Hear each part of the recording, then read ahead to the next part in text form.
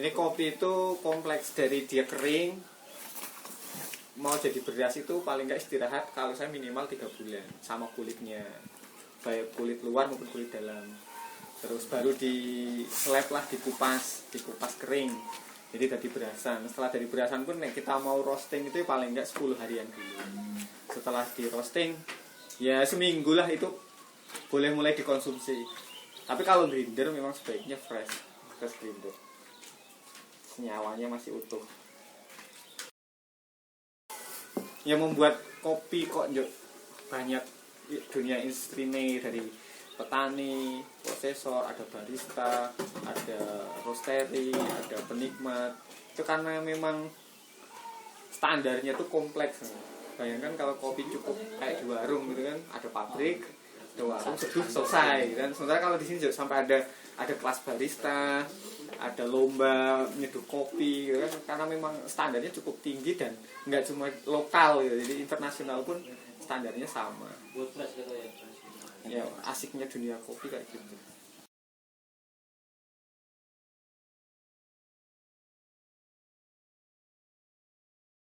Kelompok tani itu dibawa ke sini. Terus di luar kelompok tani itu ada sekitar 20-an orang juga yang dibawa ke sini. Jadi kalau petani total yang dibawa ke sini itu malah hampir ada 150-an orang sama tetangga desa. Ini bawa ke sini pasti harus petik. Saya nggak mau yang layu. Oh begitu. Jadi nanti sore itu pasti proses. Itu sing merah-merah nih kok. Merah 100%. Nek sing gemading pun yang merah itu saya beli 7.000. Yang gemading saya beli 1.000. Di depan orangnya saya bedakan ya ben sinau. Karena saya tuh pernah beli nolongin tiang perampelan itu pun berasan. Terus mas terus gitu, oke, terus tak bareng punya saya dikembalikan sama teman-teman gede. Wah kok ngene ya, ngapok kayak kasar gitu kan. Pilih jemur, saya nggak bilang itu jemuran. Tani, aku bilangnya langsung itu aku salah kontrol gitu kan. Tak ganti. Gitu.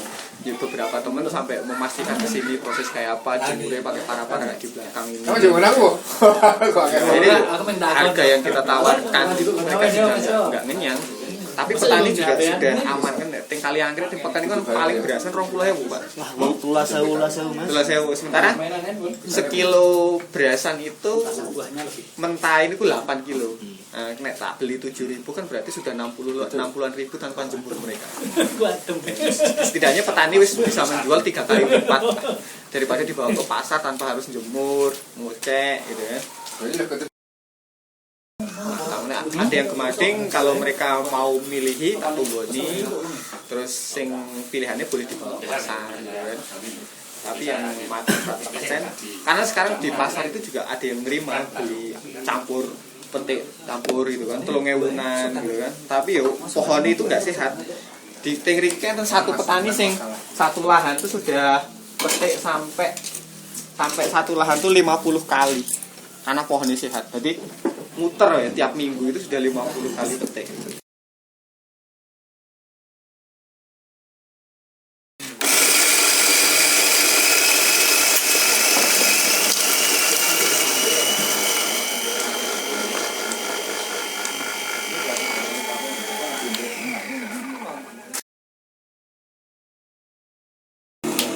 Ya, jadi dulu di sini buat ternyata kopi.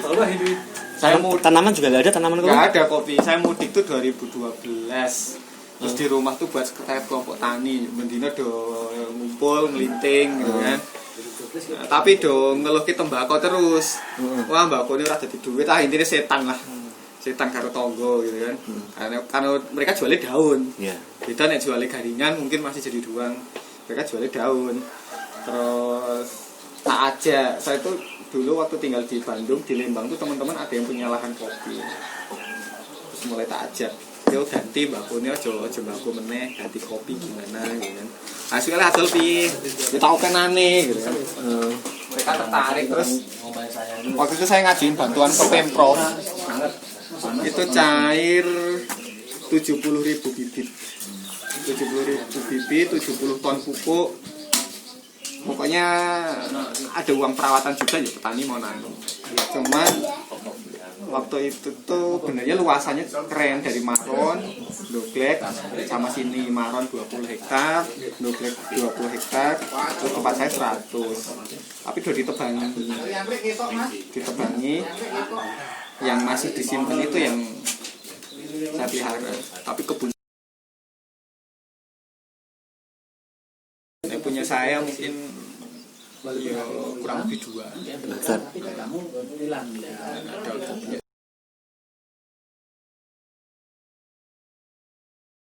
Ini sudah 21 ton. Tahun ini hasil. Ini terbanyak sih, mungkin sampai besok di akhir Agustus sana kami paling dapat 32.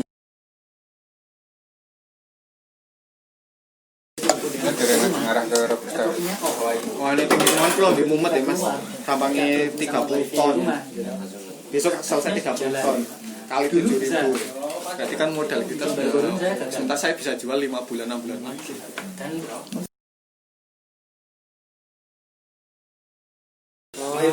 Arab Robusta beratan itu sing apik paling diregani 40 diseket ning kedai. Sementara kalau kopi-kopi kami yang misalkan saking gila-gilanya mereka bisa sampai 180. Kalau standar yang saya jual prosesnya natural 120.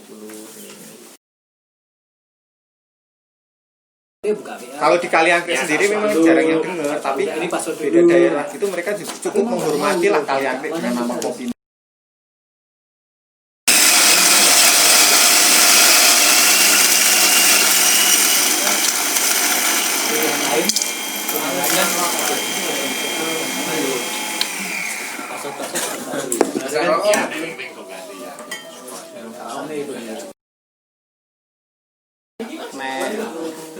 Mete saya yang pasti semua merah. Itu pertama dari kebun. Yang kedua untuk kualitasnya adalah memastikan kopinya isi sortir rambang. Sing kemambang itu berapapun kita buang. Misalkan panenan 10 kilo, kepaksane sekilo sing ngambang kita buang. Walaupun petani tetap kita bayar karena nek sing ngambang itu bukan kesalahan tapi untuk pohon nggak bisa kasat mata. Derajat tapi yang gemading matang belum sempurna itu kesalahan petani. Kedua, yang pertama harus partik matang, yang kedua terus yang ketiga jemurnya kita nggak ada yang kena tanah. Rata-rata pakai tanah para kajinya agar sirkulasi udara itu lancar. Terus nggak langsung sinar matahari tapi UV untuk awal-awal. Karena makanan karena makanan yang plastik itu lumayan nggak langsung awal-awal. Beda kalau pengeringan ngeras biar dia nggak jamur itu terus nanti saya sering di sini ada event yang kedua roasting itu kalau pakai mesin akan ketahuan yang petiknya gemading itu warnanya kan beda, yang nggak dirambang itu juga warnanya beda. Jadi misalkan lainnya agak coklat itu lebih kuning. Nah itu teman-teman gede bawah roaster itu yang mereka lebih paham. Tapi saya berusaha dikuliti sisan kurang apa gitu kan. Terus secara berkala saya ngundang teman-teman di Hilir itu ke sini cupping. Jadi cupping itu kayak uji cita rasa. Nah kayak pekan kemarin tanggal 12 Juli. Tanggal 12 Juli di sini juga cupping. Nah ini kurang ini rasanya aku terlalu banyak sayur itu over ferment kelamaan jemur atau kurang gimana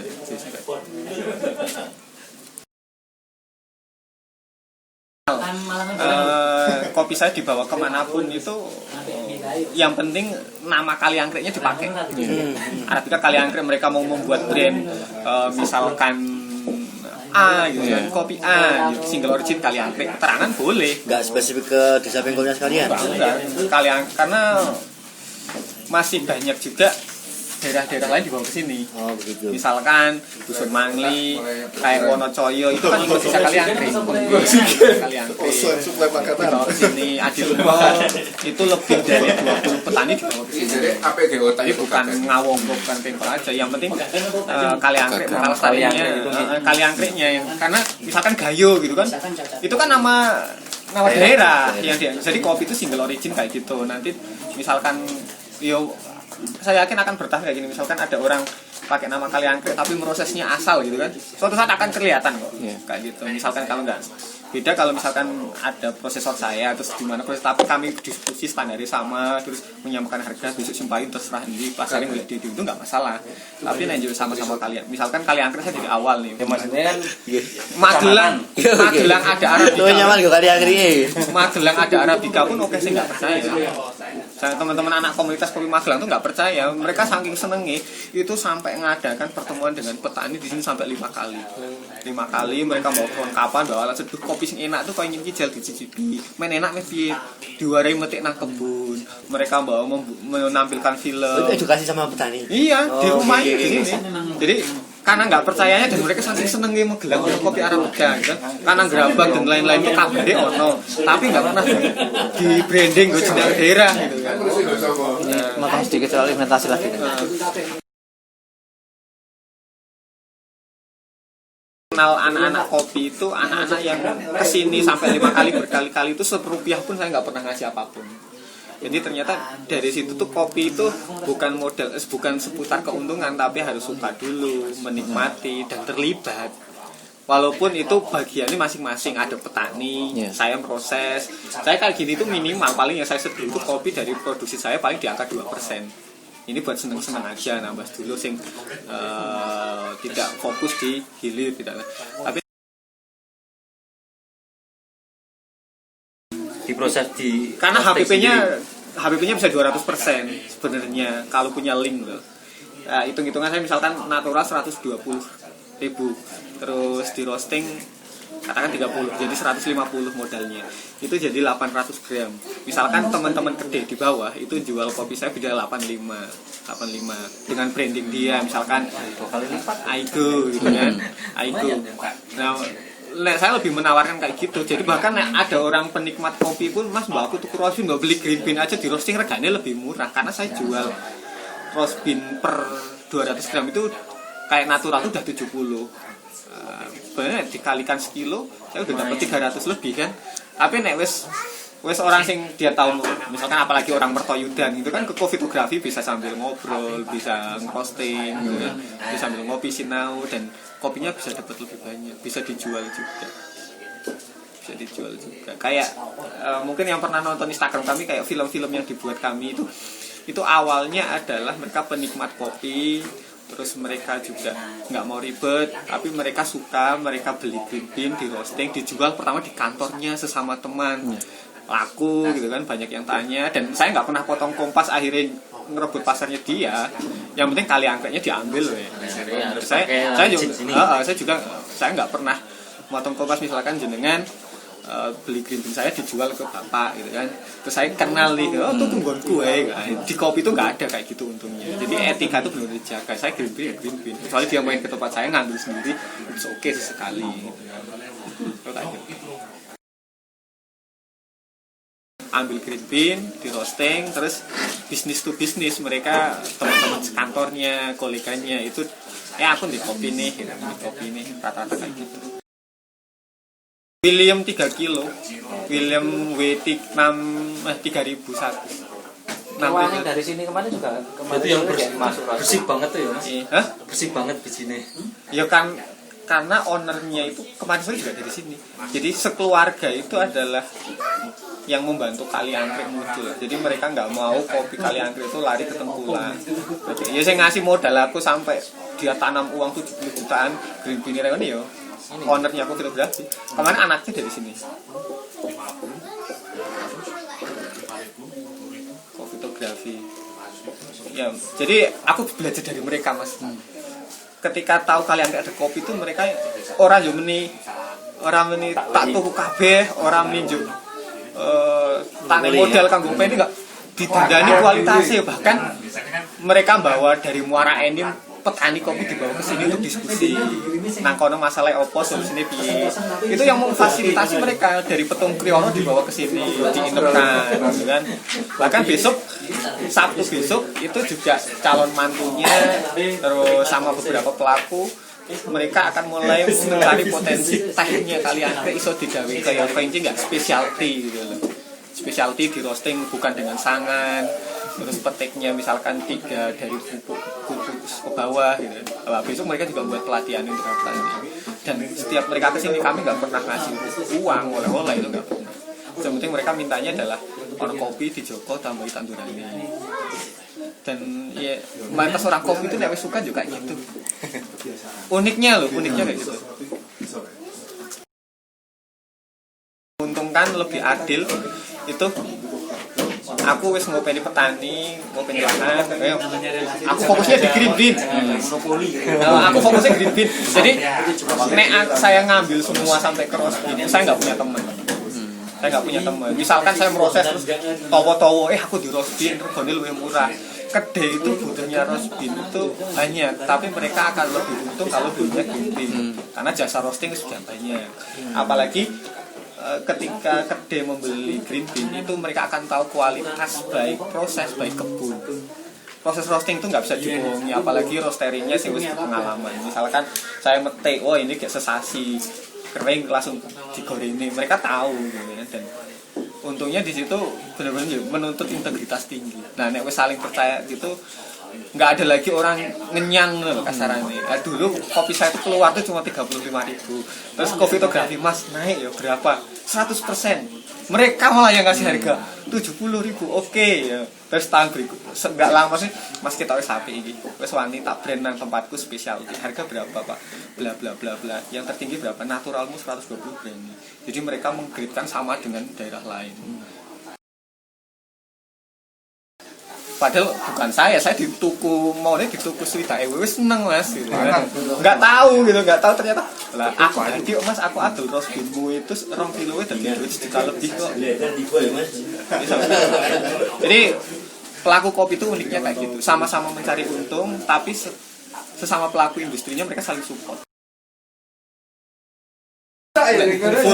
Jadi semua kopi sing petani beto mriki baik kopi niku mau yang pertama kita cek dulu 100% mateng no mboten. Nek sing mboten itu tetap pilihi walaupun cuma setengah kilo. Nanti harganya memang kita bedakan. Yang mateng itu di angka 7.000, yang gemading itu cuma kita beli 1.000. Tujuannya men petani belajar. Men petani maniman lho nek sak-sake. Karena nek enggak kayak gitu petani gampang banget. Cara medhek barang ya Saka siji gampang. Nek wis mateng tuh amoh. Petani di sini nggak boleh nganu proses sendiri, nggak boleh ya? Boleh. Terserah, enggak dibawa ke sini pun boleh. Oh gitu. Kurang monopoli gitu. Mereka mau dijual ke pasar pun kita izinkan, cuma memang yuk karena 8 kilo sekilo kering niku bahasanya 8 kilo. Nek mereka dibawa ke pasar laku 20.000 ya. Berarti kan bahasanya ming dituku 2.000-an. Sementara di pasar sekarang nek campur merah hijau dibeli 3.000. Kalau di sini basah 7.000. Yo 2 kali lipat gitu sana. 7.000. Dan pohon yang dipetik merah itu lebih sehat, produksi bisnisnya selalu naik. Sebenarnya tujuannya itu sih. Kita kan kadang lihat kopi panennya setahun bisa juga serampung dan setahun soalnya di sini dari Februari besok sampai Oktober tuh ada. Tapi Pak rayanya sekarang ini rayanya sehari bisa 500 kilo. Nah besok paling petani bisa petik 10 hari sekali atau 2 minggu sekali atau seminggu sekali. Nah, sekarang hampir tiap hari petik. Robusta niku nek mending diproses kiambur malah kata sing tanget.